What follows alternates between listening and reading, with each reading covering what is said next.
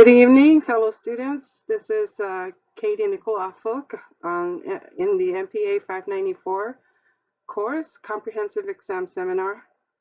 We're going to be discussing the question by Graham T. Allison. Public and private management, are they alike in all unimportant things? For the discussion, I've chosen these two public and private engineering, municipal engineering agencies, Rialto Public Works and Willdan Engineering. They both are involved in building infrastructure in the city of Rialto. The thesis statement and answer to Allison's question is this: public and private management for Public Works and Willdan Engineering provide related goods and services to the residents and citizens of Rialto. They build and maintain these infrastructures: water, wastewater, parks, streets, storm drains, facilities, things that the residents of Rialto can enjoy and be able to use. However, the major difference between public and private entities or agencies is in the context of why they offer these services and the result.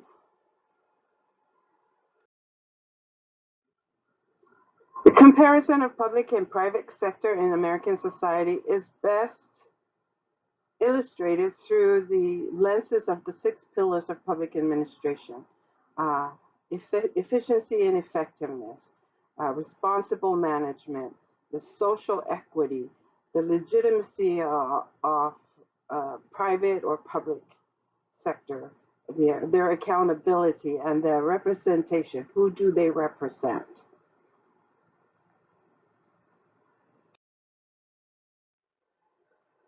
Are public and private management effective and efficient? Um, we answer this question by looking at our past and where we have come from. In the 1880s, uh, the country was moving from a more agrarian to an industrial, urbanized community. uh, Frederick Winslow Taylor saw a lot of waste and wanted to change that to become more effective and efficient in our activities. He is popular in developing the theory of scientific management. The scientific management says that there's one best way of doing a task.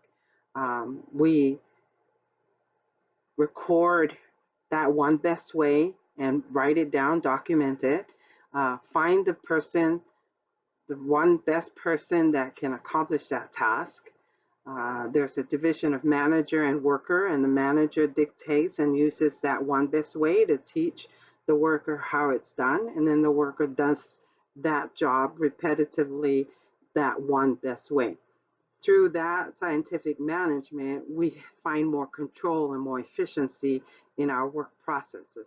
We inherit um, those type of work processes now in our daily activities at work that we don't think about, but is part of our everyday lives. There's job descriptions on our desk on how we do things at work. We have policies that are written by management on what needs to be done. Maybe it's not the same version as scientific management as Taylor had uh, idealized, but we owe a lot to that type of management style. As our country became more larger, our agencies became more complex. And Max Weber's theory of bureaucracy was an ideal model to organize our large-scale administrative functions in a coordinated and systematic effort. In the 1960s, Katz and Kahn looked at the processes of our agencies and has a deeper understanding of our organizations, um, more so than the classical one best way. They said that there are multiple things that go into a process, and that's the inputs. we have the human labor, we have the materials. For example, building a road for the city of Rialto, we need concrete, we need workers, we need a design. Uh, Both Public Works and Wildan can provide those inputs, uh, and both Public Works and Wildan can work on the processes. They can build a road, they can design the road, build a road, and the output is a nice paved street. And so we look at our efficiency and effectiveness through the lens of the pillars of public administration and see that both public and private agencies require efficiencies, require bureaucracy to be more efficient, and systems. Public and private management have common internal responsibilities through responsible management and social equity. Looking at the theories of organizational management by Luther Gulick, we see that management has a responsibility to plan, organize, staff, direct, coordinate, report, and budget accordingly for their organizations. We see that both in public and private, we all have budgets that we have to adhere to, whether we're public or private. We have staffs, we have to organize and delegate and coordinate. So those management theories are ways for a public and private enterprise to manage our internal responsibilities. Mary Parker Follett's participatory management style is very prophetic for her time. She, unlike Taylor, felt that the human aspect and social aspect of society is important in the workplace, and that our social ideas and moral codes of conduct should be evident in the workplace and not just in our homes. She believed she replaced the power over the worker that Taylor spoke of with the power with the people, that we can work together with employees to a common goal in a fair and equitable manner. Over time, our social structure has changed. Social equity is different now than it was in the past, in the 1800s and the 1900s, in the early 1900s. Our Constitution protects our freedom and our rights as individuals.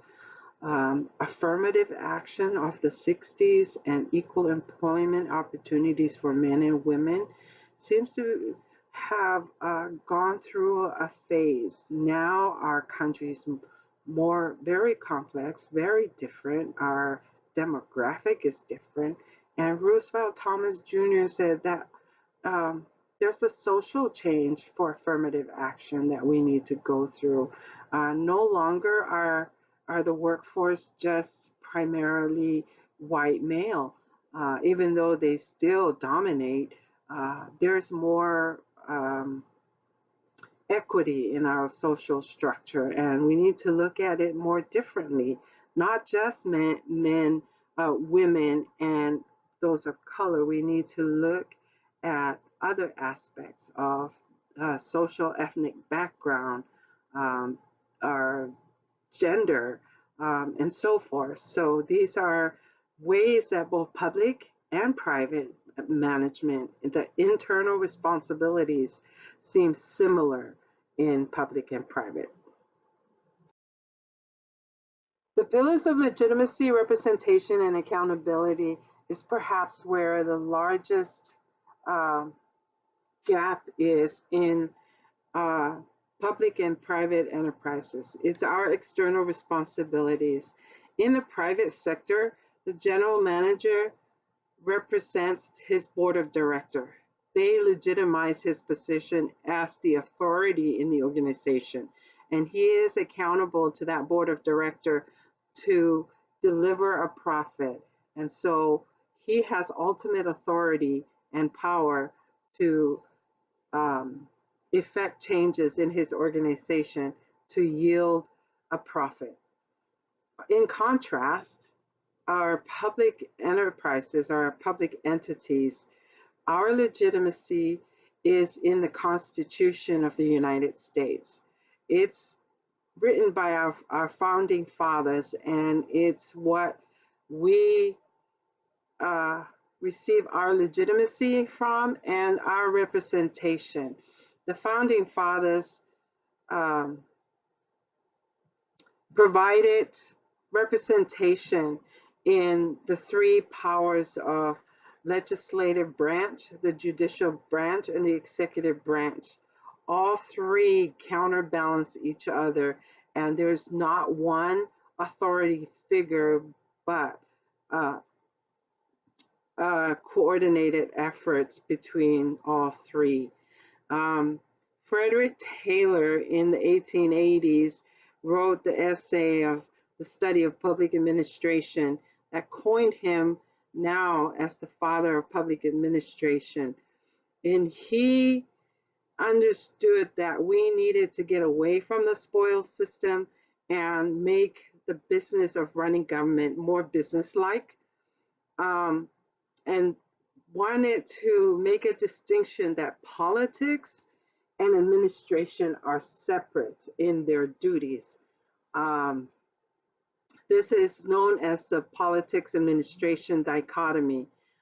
Soon after that, Frank Goodenow um, gave us a deeper understanding in the dichotomy of politics and administration, and said that we really can't distinguish the two and separate the two, that the execution, that the expression of the will of the people is politics, and the execution of that will is administration. And you can't separate the two. One is subordinate to the other. Administration is subordinate to the politics. In the 1960s, Paul Appleby change the way we look at government. He said government is different. We can't compare public agency to a private agency. Our legitimacy, our representation is different, and our accountability as public agency are different, and government is different from the private industry. We're not here to make a profit. We're here to bring value to the people of the United States of America.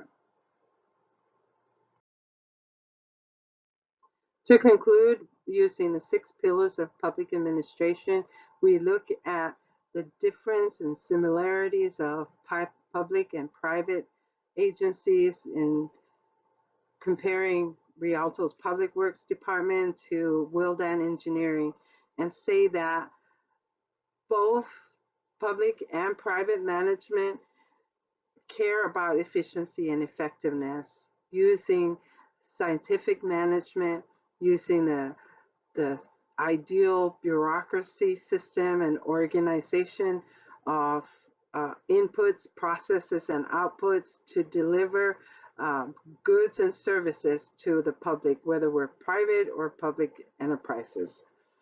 Through the lenses of responsible management and social equity, each of our organizations, public or private, have internal responsibilities to our employees and our organizations to manage wisely, to be participatory in our management, and to be more equitable in our society with different aspects of um, equity, social equity. And the last point in this slide presentation is that public and private enterprises do differ considerably in our external responsibilities, in our legitimacy as an organization, our representation and accountability. The public management is accountable to the people, and our legitimacy is in our Constitution. The private enterprise are accountable to their board of directors, and the boss and the general manager has ultimate authority in producing a profit for the company.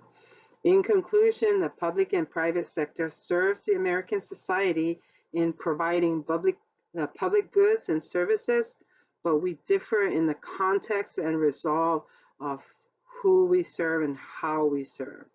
That concludes my presentation. Thank you for listening.